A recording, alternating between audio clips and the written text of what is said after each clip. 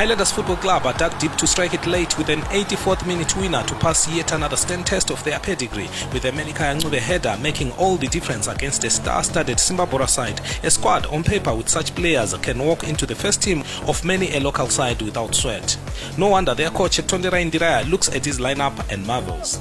It was a game many had looked forward to. Believe it, attendance attracted fans from Europe and even America, and by fact the local league, or is it Highlanders, does have that magnetic pull for sport tourism. Simba Bhora carved the match's first dangerous opportunity for Bulawayo Chiefs duo Billy Veremo and Simsebe combining, but Msebe's header flew wide of Ariel Sibanda's left-hand post.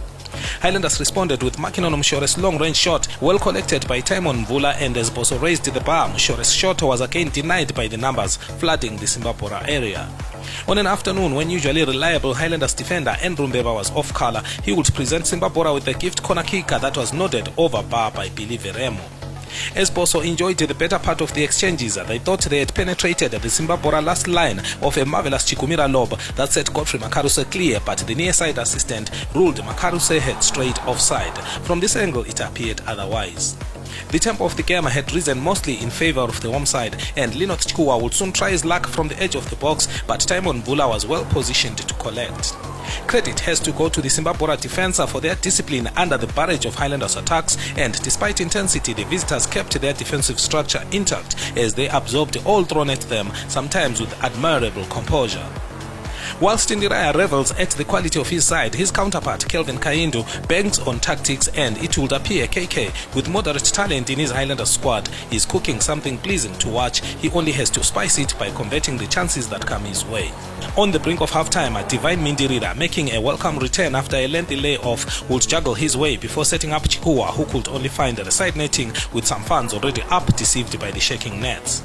0-0 at the break, both sides with their positives. Highlanders dominant in midfield, though not penetrating Simba's last line, whilst the visitors are sticking to the plan to repel all thrown at them to hopefully hit when an opportunity arose. For both sides, the second half will be a matter of completing strategies, and it would have been a plan come together on the 50th minute for Boso, but marvellous Chikumira's header was well collected by keeper Mvula. On one of the sporadic occasions when Simba Bhora elected to push forward, Walter Msona combined with Simsebe, but Billy Veremo would rush his shot that went embarrassingly wide of target. Without doubt, Simba Bhora were seeing more of the ball in the second half than they did in the first, and Ariel Sibanda would summon all his experience to deal with Walter Msona's dangerous free kick that bounced before his save. The resultant corner kick was flashed across the face of goal by an Ishmael Nyani header without any takers from Simba Bhora to tap home. Highlanders, perhaps drained by the electrifying first half, were second best for quite a spell in the middle stages of the second, and Simon Machope's defense-splitting pass set up Ishmael Nyani, who wasted the chance with a shot to the stands.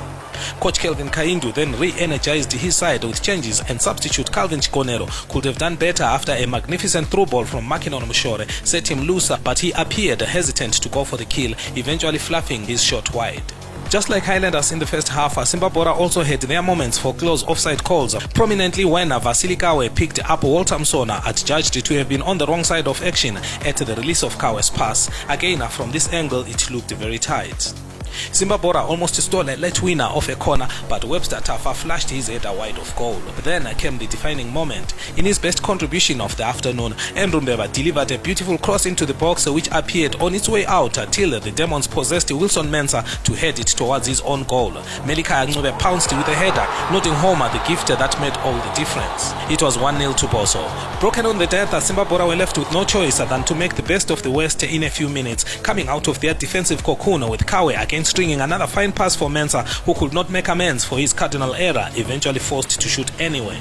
Hard-won victory then for Boso, who have work to do in their last third if they are to make their dominance count with goals. On the other hand, Simba Bhora appeared to have stifled the talent of their array of big-name players by sitting back most of the time. It was evident when they opened up after conceding that they could have been more dangerous, giving as much as they would take, yet they chose to sit back only to play when circumstances had become tragic. It was too late. For the Premier Soccer League at Papafield Stadium in Bulawayo, I'm Tandazani Zimbabwe.